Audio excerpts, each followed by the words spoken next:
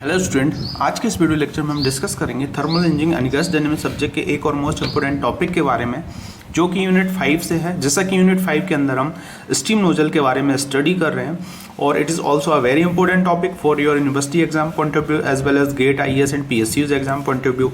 तो जैसा कि आज का हमारा जो टॉपिक है उसका नाम है flow of steam through out nozzle.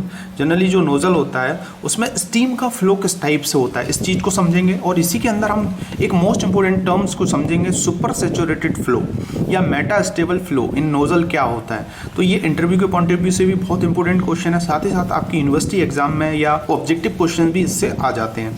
तो ये जो टॉपिक है जनरली इसको स्किप कर दिया जाता है, लेकिन वेरी इंपॉर्टेंट टॉपिक है, ठीक है। इस चीज़ को समझेंगे और अभी तक अगर आपने मेरा यूट्यूब लेक्चर सब्सक्राइब नहीं किया है तो इसको सब्सक्राइब कीजिए, साथ ही साथ अपने दोस्तों के साथ शेयर कीजिए, कमेंट्स कीजिए, क्योंकि इस पर मैं आपको मैकेनिकल इंजीनियरिंग के डिफरेंट नंबर ऑफ सब्जेक्ट जो है वो फ्री ऑफ कॉस्ट प्रोवाइड करा रहा हूँ और इसमें एक भी लेक्चर मैं स्किप नहीं कर रहा हूँ। ईच एंड एवरी टॉपिक जो है उसको डिटेल में आपको एक्सप्लेन कर रहा हूँ, साथ ही साथ न्यूमेरिकल प्रॉब्लम तो प्लेलिस्ट में जाके आप देख सकते हैं, ठीक है। और आप जो है डिफरेंट नंबर ऑफ वीडियोस जो है उन पे लाइक भी कर सकते हैं। तो आज का हमारा टॉपिक जो है उसको स्टार्ट करते हैं। जैसा कि हम जानते हैं कि जो नोज़ल होता है, नोज़ल का काम क्या होता है, वो वेलोसिटी को इंक्रीज़ करता है ना। यहाँ पर जो है आप देख रहे होंगे दो सेक्शन होते हैं इसके अंदर, ये इस टाइप से कन्वर्जिंग या डाइवर्जिंग टाइप का बनाया जाता है। तो इसमें ये एरिया बड़ा होता है, ये वाला एरिया छोटा है आपका। यहाँ पर वेलोसिटी कम होगी, प्रेशर ज़्यादा होगा, यहाँ पर वेलोसिटी ज़्यादा होगी, प्रेशर कम होगा, ठीक है। एरिया यहाँ पर कम है। तो जनरली जैसे ही इसमें से गैस आएगी या स्टीम फ्लो होगी तो यहाँ पर क्या करेगी, उसकी वेलोसिटी इंक्रीज हो जाएगी। और ये जनरली जो आपका टरबाइन होता है, टरबाइन की ब्लेड से कुछ ऊपर वाले सेक्शन पे ये लगा होता है। जैसे ही ब्लेड के ऊपर पड़ेगा ये वेलोसिटी वो उसको फास्टर वे में रोटेट करवाएगी। तो इस टाइप का एक पैसेज होता है जनरली, जिसको हम डिज़ाइन करते हैं। डायरेक्ट हम इसको नहीं लेते हैं ना, क्योंकि डायरेक्ट अगर आप एक सिमिलर यूनिफॉर्म पाइप को लोगे तो उतनी वेलोसिटी उसके अंदर नहीं हो पाएगी। तो हमारा मेन फंक्शन है वेलोसिटी को इंक्रीज करना with the help of nozzle. तो नोजल अपने आप में एक टाइप से एक डिवाइस है ना, और इसकी बहुत इंपॉर्टेंस है, तो इसको हम डिस्कस करते हैं। तो नोजल के अंदर प्रोसेस क्या होती है उस चीज़ को हम समझेंगे और साथ ही साथ जो है इसके जो भी सुपर सैचुरेटेड जो फ्लो होता है वो क्या होता है, इस चीज़ को भी हम समझेंगे। तो जनरली इसको समझने के लिए, जैसे कि स्टीम से रिलेटिव जितनी भी चीज़ों को समझने के लिए हमें HS जो कर्व है उसको समझना कंपलसरी है। जैसे हम एंथैल्पी एंड एंट्रोपी कर्व बोलते हैं, जिसमें आप जानते होंगे, मैंने ऑलरेडी डिस्कस कर रखा है। ये जो लाइनें हैं ये प्रेशर लाइनें होती हैं, ये जो लाइनें होती हैं ये टेम्परेचर लाइन है, और उसके बाद ये जो लाइन है इसे सैचुरेशन लाइन है, ठीक है। सैचुरेशन लाइन कौन सी लाइन होती है, जिसमें 100 डिग्री सेल्सियस पर वाटर 100 डिग्री सेल्सियस पेपर में कन्वर्ट होता है, और नीचे ड्राइनेस फ्रिक्शन वाली लाइन है। तो इसमें आप क्या कर सकते हो, देयर आर नंबर ऑफ जो वैल्यू है वो फाइंड कर सकते हो, एंथैल्पी की, एंट्रोपी की, कितना क्या चेंज हो रहा है पर्टिकुलर प्रेशर पे, पर्टिकुलर टेम्परेचर पे। इसके मोस्ट इंपॉर्टेंट एडवांटेज है। तो अब हम जो है नोजल को समझते हैं। जैसा कि अभी बेसिक प्रोसेस मैंने आपको डिफाइन कर दिया। जो नोजल होगा, नोजल में हम देखो, as the steam expand in the nozzle, जैसे ही इसके अंदर स्टीम जाएगी तो स्टीम क्या करेगी, एक्सपांड होगी। एक्सपांड होने के बाद प्रेशर एंड टेम्परेचर उसका कम हो जाएगा। जैसे ही अगर स्टीम का काम क्या है, एक्सपांड होना, कहीं जिस भी डिवाइस के अंदर जाएगा वो एक्सपांड होगा तो उसका प्रेशर एंड टेम्परेचर डाउन हो जाएगा, क्योंकि प्रेशर एंड टेम्परेचर हाई है। It is likely that the steam started condensating, ठीक है। कंडेंसिंग स्टार्ट हो जाएगा स्टीम के अंदर। कंडेंसिंग एक प्रोसेस होती है जिसमें गैस टू लिक्विड में कन्वर्ट होता है। When it is strict the saturated line, but this is not always situation. कब होगा ये, जब जो है वो सैचुरेशन लाइन जो है उस पर स्ट्रिक करेगा, उसके बाद जो है वो कंडेंसेशन प्रोसेस जो है वो स्टार्ट हो जाएगी। सिंपल सा एक अभी हम ये समझ रहे हैं, मतलब अगर मैंने इसमें गैस डाली तो क्या करेगी, गैस जाएगी और एक्सपांड होगी। एक्सपांड होने के बाद फिर वो क्या करेगा, वो लिक्विड में कन्वर्ट होना स्टार्ट करेगा। अगर यहाँ पर जैसे मैंने गैस डाली, यहाँ पर लिक्विड में कन्वर्ट हुआ, उसकी कुछ जो है मॉलिक्यूल्स लिक्विड में कन्वर्ट हो गए और फिर हमने उसको टरबाइन के ऊपर डाला, तो प्रॉब्लम क्रिएट हो जाएगी, क्योंकि वो टरबाइन के ब्लेड्स पे जो वाटर मॉलिक्यूल्स हैं उसको इफेक्ट करेंगे या बहुत सारी चीज़ें होंगी, मास जो है वो बढ़ जाएगा यहाँ पर। तो ऐसे बहुत सारी चीज़ें इसके अंदर होंगी। तो जनरली ये जो प्रोसेस है, इस टाइप की जो मैं प्रोसेस यहाँ पे जो लिख रखी है, ये इसमें इस टाइप की जो प्रोसेस है इसको हटाने के लिए हमने कुछ चेंजेस किए, ये बोल सकते हो आप। या इस टाइप की प्रोसेस जो है वो ऑलवेज नहीं होती है, कभी इसमें अगर इस टाइप से प्रॉब्लम हुई तो हम उसको नेगलेक्ट करने की कोशिश करते हैं। मतलब क्यों, क्योंकि यहाँ पर जो है अगर कंडेंसिंग प्रोसेस हो गई, यहाँ पर अगर आपको वेट रीजन मिल गया तो फिर इसके बाद दिक्कत क्रिएट हो जाएगी। तो हमें क्या करना है, इसके बाद जो है जैसे ही ब्लेड के ऊपर पड़े उसके बाद भले स्टीम आपकी वेट स्टीम में चली जाए तो चलेगा, मतलब उसके बाद जो है वो आपका लिक्विड में कन्वर्ट हो जाए तो चलेगा, क्योंकि उसकी एनर्जी को आप यूज़ कर लोगे। तो इसमें जनरली ये जो प्रोसेस यहाँ पे लिख रखी है ये ऑलवेज सिचुएशन नहीं होती है। ये इसको नेगलेक्ट किया जाता है। तो मैं आपको बता देता हूँ सबसे पहले कि जो हम सिचुएशन लाइन जो डिस्क्राइब कर रहे हैं, जैसे कि ये जो है आप ये देख रहे होगे एच एस कर्व, इसी से हम इसको समझेंगे। ये प्रेशर लाइन है, डिफरेंट नंबर ऑफ प्रेशर पे आप डिफाइन कर सकते हो। ये सैचुरेशन लाइन है। तो जनरली ये जो आप प्रोसेस देख रहे होगे ये नोजल की प्रोसेस है। नोजल की प्रोसेस मतलब बर्न जो है यहाँ पर जो है आपका ये सेक्शन स्टार्ट हो रहा है, ये यहाँ पर हाई प्रेशर है, हाई टेम्परेचर है, और जैसे ही ये आएगा है ना, तो ये सैचुरेशन मतलब ये सैचुरेशन के लाइन के नीचे ही जाएगा। जैसे ही जाएगा तो ये क्या होगा, फिर वेट रीजन में कन्वर्ट हो जाएगा। तो इतनी स्टीम को आपको यूज़ करना है ब्लेड को रोटेट करवाने में, ठीक है। अगर इससे पहले ही ये वेट रीजन में चला गया तो फिर दिक्कत क्रिएट हो जाएगी।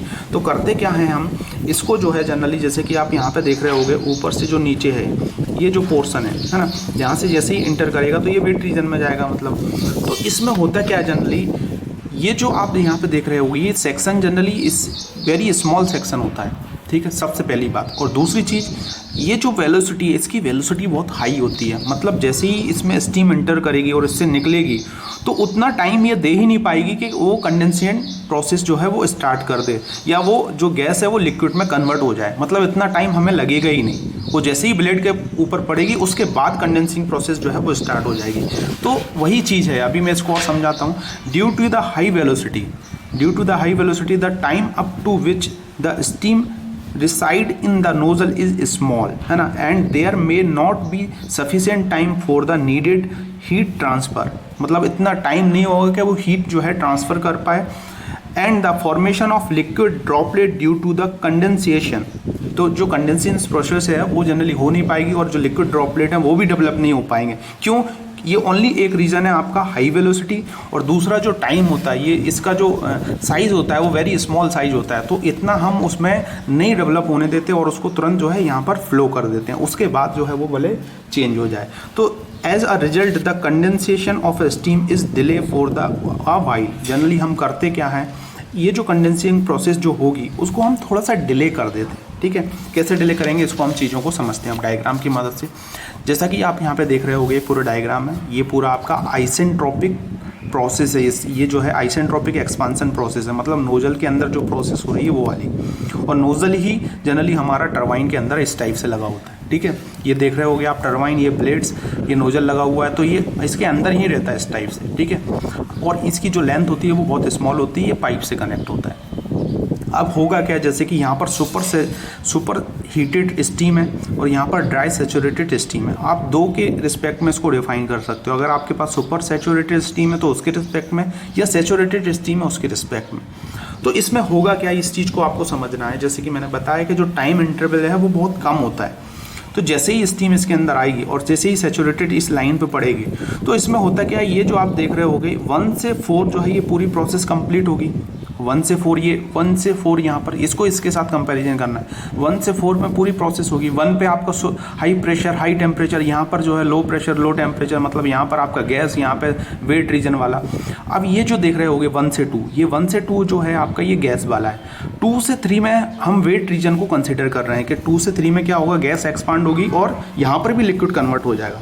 लेकिन हम क्या करेंगे, जो 2 से 3 वाली प्रोसेस है इसको हम डिले कर देंगे, इसको आगे शिफ्ट कर देंगे हम। तो ये वही किया हमने किया क्या, इसमें ड्यू टू हाई वेलोसिटी, इतनी वेलोसिटी होती है इसके अंदर कि ये सुपरसोनिक या हाइपरसोनिक जो हम वेलोसिटी की बात करते हैं, इतनी फास्ट वेलोसिटी होती है, जिसके कारण क्या होगा, उसकी वेलोसिटी हाई होने के कारण ये जो आपका ये जो रीजन देख रहे होगे वेट रीजन, इसमें भी सेम टू सेम जो आपकी ये स्टीम जो फ्लो हो रही है वो कुछ टाइम तक कुछ आगे डिले हो जाएगा। मतलब यहाँ पर जो है आप देख रहे होगे वेट रीजन में कन्वर्ट हो रहा है आपका गैस, लेकिन ये यहाँ इस पॉइंट पे कन्वर्ट नहीं होगा, ये कुछ दूरी पे शिफ्ट हो जाएगा। मतलब यहाँ तक कुछ दूरी, कुछ डिस्टेंस होती है इसकी, उतनी डिस्टेंस पे शिफ्ट हो जाएगा ड्यू टू हाई वेलोसिटी।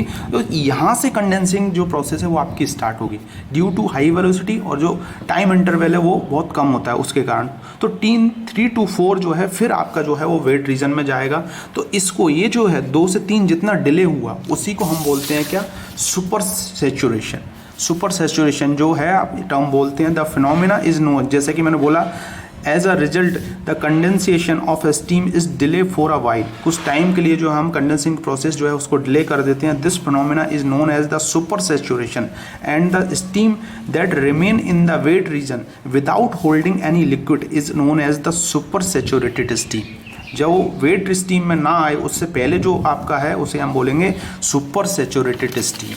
ठीक है, तो सुपर सैचुरेटेड स्टीम कौन सा होगा आपका, ये वाला होगा, है ना। यहाँ पर इतना डिले हो गया, ये डिले इन कंडेंसेशन, मतलब आपने क्या किया, कंडेंसेशन में डिले कर दिया, और वो हमने नहीं किया, वो जनरली जो वेलोसिटी है उसके रिस्पेक्ट में ही होता है, हाई वेलोसिटी के कारण, और शॉर्ट इंटरवल मतलब इसका जो साइज़ है वो कम होने के कारण। तो इस टाइप से हम नोज़ल को डिज़ाइन करते हैं और इस टाइप से उसकी वेलोसिटी को हम ज़्यादा रखते हैं। तो होप आपको ये चीज़ें समझ में आ गई होंगी।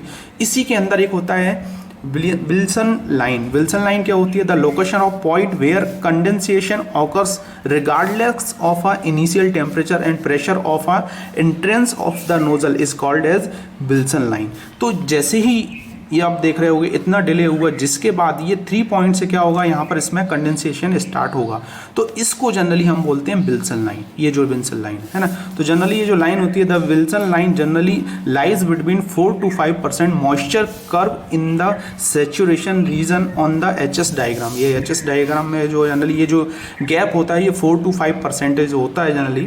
ठीक है, तो उतना जो है इतना नीचे शिफ्ट हो जाता है और यहाँ से वेट रीजन में आएगा, तो इसे हम विल्सन लाइन बोलते हैं। ठीक है, तो आप समझ पा रहे होंगे सैचुरेशन लाइन और जो विल्सन लाइन है इनके बीच में जो डिले होता है उसी को हम सुपर सैचुरेटेड फ्लो बोलते हैं नोजल के अंदर। ठीक है, इसको हमें मेंटेन करना पड़ता है ड्यू टू हाई वेलोसिटी के कारण। मेंटेन क्या होता ही है, maintain due to high velocity के कारण। तो सेम टू सेम यही प्रोसेस मैंने आपको यहाँ पर नीचे लिख रखी है। यहाँ पर इन actual practice the steam has a great velocity. ठीक है, जो स्टीम होगी आपकी उसकी वेलोसिटी बहुत ज़्यादा होगी, समटाइम सोनिक और even supersonic. This phenomena of a condensation does not take place. तो जो कंडेंसेशन प्रोसेस की हम बात कर रहे थे 2 नंबर पॉइंट पे, वो नहीं होगा, और इसके कारण क्या होगा, as a result of this equilibrium between the liquid and vapour phase is delay. जो लिक्विड एंड जो दोनों फेसेस आ रहे थे एक साथ इक्विलिब्रियम में, वो डिले हो जाएगा, and the steam continues to expand in a dry saturated. और उसके बाद जो है ये जो स्टीम है वो कंटिन्यूस एक्सपांड होगी in dry saturated. The steam in such a set of condition is said to be a super saturated state. जो स्टेट होगी उसे हम सुपर सैचुरेटेड स्टीम या उसको फ्लो भी हम बोलते हैं। तो होप आपको ये चीज़ समझ में आ गई होगी। हमने मेन इंपॉर्टेंट टर्म्स आज जो है डिस्कस की, जिसमें मैंने कोशिश किया कि इसको आपको अच्छे से मैं एक्सप्लेन करके बता सकूं, है ना। अब जैसा कि देखो जो भी चीज़ें होती हैं उन चीज़ों को जो भी आप जैसे कि इतना डिले कर रहे हो तो इससे कुछ इफ़ेक्ट्स भी होते हैं जनरली। इसके हर एक चीज़ जो है वो 100% पॉसिबल नहीं है, तो जनरली हमने जो भी डिले किया उससे उसके इफेक्ट्स भी जनरली होते हैं। तो इसके जो सुपर सैचुरेटेड फ्लो जो बात कर रहे हैं, it is also called as meta stable flow, इसके कुछ इफेक्ट्स भी होते हैं, तो वो चीज़ें हम देखेंगे। होप आपको ये सब चीज़ें समझ में आ गई होंगी। बेसिक सी टर्म्स हैं, इन चीज़ों को आप अच्छे से समझिए, पढ़िए, इंटरव्यू में पूछे जाते हैं, वेरी वेरी इंपॉर्टेंट क्वेश्चन हैं। ठीक है, होप आपको ये सब चीज़ें समझ में आ गई। तो इसमें अब हम देखते हैं effect of super saturation flow. तो जो हमने जितना शिफ्ट किया, जितना हमने जनरली 2 पॉइंट पे था उसको 3 पॉइंट पे शिफ्ट करके जो कंडेंसेशन है या वेलोसिटी के कारण शिफ्ट हुआ, तो होगा क्या समझना। Since the condensation does not take place during super saturation expansion, so the temperature at which the super saturation occurs will be less. जो सुपर सैचुरेशन टेम्परेचर होगा वो लेस होगा किसके कंपेयर में, then the saturation temperature corresponding to the pressure. जो given pressure है, मतलब आपका ये जो है आपका यहाँ पर जो ये इसका जो प्रेशर होगा या इसका जो टेम्परेचर हम बात करेंगे, ये जो वाला नीचे वाला ये पूरा जो होगा इसका कम होगा कंपेयर टू जो सैचुरेशन लाइन है इसके कंपेयर में। मतलब ये सैचुरेशन लाइन है इसका ज़्यादा होगा और इसका नीचे वाले का कम होगा। तो जिसके कारण कि क्या होगा, जिसके कारण कि the density of super heated steam will be more. जो डेंसिटी होगी, है ना, जैसे कि जिसमें अगर वाटर मॉलिक्यूल ज़्यादा होंगे उसकी डेंसिटी ज़्यादा होगी, और जिसमें अगर आप गैस है तो उसकी डेंसिटी कम होगी, मतलब वो ऊपर तैरती है। तो जिसके कारण की जो equilibrium condition which gives the increase in the mass of steam discharge, तो जो मास ऑफ स्टीम डिस्चार्ज है वो जनरली उसको इंक्रीज कर देगा। तो एक इफेक्ट इसका ये होगा, सुपर सैचुरेशन की हम बात कर रहे हैं। ठीक है, तो वेरी इंपॉर्टेंट है ये। उसके बाद the super saturation reduce the heat drop. Heat drop को भी ये करेगा, जो हीट आपको फ्लो हो रही है, जो हीट की हम बात कर रहे हैं, जैसे कि देखो यहाँ पर आपका ये H1 है, यहाँ पर आपका H4 है। ठीक है, ये इतना होना चाहिए लेकिन ये इतना डिले हो रहा है। ठीक है, तो आपका जो है हीट भी ड्रॉप हो जाएगा फॉर सेम प्रेशर लिमिट। जो प्रेशर लिमिट है उस पर जो है आपका हीट ड्रॉप हो जाएगा। Hence the exit velocity of the steam is reduce, और उसके बाद जो एग्जिस्ट वेलोसिटी होगी इट इज़ ऑल्सो रिड्यूस हो जाएगी जनरली। ठीक है, the super saturation increase dryness fraction of steam, it is also increase dryness fraction. जो एक्स है उसकी वैल्यू जो है उसको भी क्या करेगा, ये इंक्रीज करते जाएगा, जैसे जैसे आप नीचे आते होगे उसकी इंक्रीज वैल्यू होती जाएगी। The super saturation increase the entropy and specific volume of the steam, ये दोनों चीज़ों को भी बढ़ा देगा। क्यों? क्योंकि उतने आपने शिफ्ट किया तो जो आपका जो ग्राफ होगा, कौन सा ग्राफ होगा, जो आपका जो मेन जो प्रोसेस है, जैसे कि आपकी एडियाबैटिक जो प्रोसेस है वो ग्राफ भी शिफ्ट हो जाएगा, जिसके कारण उसकी एंट्रोपी जो है वो चेंज होगी ड्यू टू स्पेसिफिक वॉल्यूम जो है, स्पेसिफिक वॉल्यूम जो है चेंज होगा उसके रिस्पेक्ट में। तो ये इसके इफेक्ट्स हैं, जो कि सुपर सेचुरेशन हमने जो टर्म्स यूज़ की उसके इफेक्ट्स हैं। और जनरली ये सब चीज़ें हम मेंटेन करते हैं कि जो नोज़ल है उसका आपको साइज़ कैसे रखना है, नोज़ल का जो एरिया है उसको किस टाइप से डिफाइन करना, ये सब चीज़ें फैक्टर डिपेंड करते हैं। अगर ये सब चीज़ें आप नहीं लोगे तो जो टरबाइन है उसकी इफ़िशिएंसी कम हो जाएगी, और जो भी आप उसमें पावर दे रहे हो, जो बॉयलर से जो भी चीज़ें आप प्रोड्यूस कर रहे हो, फिर उस हीट का कोई मतलब नहीं रह जाएगा। तो इसलिए जो है हम कुछ टर्म्स यूज़ करते हैं। नोजल अपने आप में एक डिवाइस है जिसकी स्टडी बहुत कंपलसरी है, जिसमें हम स्टडी फ्लो एनर्जी इक्वेशंस वगैरह लगा के बहुत सारी चीज़ें हम निकालते हैं। तो वो अब हम आगे समझेंगे, जैसे कि हीट ड्रॉप क्या होता है, इसको मैं आगे वीडियो वाले लेक्चर में आपको समझाऊंगा कैसे हीट ड्रॉप होगा। उसके बाद ये जो एंट्रोपी है ये आपकी कैसे इंक्रीज़ होगी, इस चीज़ को भी मैं आप इसके जस्ट वीडियो वाले लेक्चर में आपको बताऊंगा। और उसके बाद फिर हम velocity of steam flow in nozzle देखेंगे। तो होप आपको ये वीडियो लेक्चर अच्छा लगा होगा। कुछ चीज़ें रह जाती हैं, लेकिन कुछ चीज़ें मैंने कोशिश की है कि आपको अधिकतर सी चीज़ें मैं कवर कर सकूँ। तो होप आपने ये वीडियो लेक्चर एंजॉय किया होगा, अपने दोस्तों के साथ शेयर कीजिए, और अगर आपको अच्छा लगा हो तो कमेंट करना ना भूलें। और मैं आपको जितनी भी चीज़ें पढ़ा रहा हूँ वेरी इंपॉर्टेंट डीप लेवल में ये सब चीज़ें दे रहा हूँ, ताकि आप अच्छे से अच्छे कोई भी एग्ज़ाम जो है उसकी प्रिपरेशन कर पाएँ। और with the help of different diagrams की मदद से जो है, जैसा कि आप यहाँ पे ये डायग्राम देख रहे हो, ये आपको कहीं इस टाइप के डायग्राम नहीं मिलेंगे। इसका इसके साथ कंपैरिजन किया हमने, ये जो इतना शिफ्ट किया 2 से 3 जो शिफ्ट किया, ये यहाँ से 2 से 3 हमने शिफ्ट किया, वही हमारा क्या हुआ, मतलब ये इतना आपने यहाँ पे शिफ्ट कर दिया। तो यहाँ इसके बाद जो है क्या होगा, इसके बाद जो है आपका जो स्टीम है आपकी फिर जो है वेट स्टीम में जाएगी ये। तो वही है सुपर सेचुरेशन, वही चीज़ है, ठीक है। जैसे कि हमारा सुपर हीटेड होता है, सेचुरेशन होता है, वैसे ही सुपर सेचुरेशन स्टीम होती है आपकी। और उसकी के अंदर होती है विल्सन लाइन, ये भी आपको बहुत पूछा जाता है, जो कि इसके जस्ट नीचे होती है, और कुछ परसेंट होता है इसका 4 to 5। तो thank you for watching this video lecture, hope आपने ये एंजॉय किया होगा। मिलते हैं अगले वीडियो लेक्चर में, जिसमें मैं आपको बताऊंगा हीट ड्रॉप के बारे में, जो या फ्रिक्शन, जनरली जो हम बात करते हैं नोजल के अंदर जो फ्रिक्शन होता है उसके बारे में डिस्कस करेंगे। तो मिलते हैं नेक्स्ट वीडियो लेक्चर में। Thank you for watching this video lecture.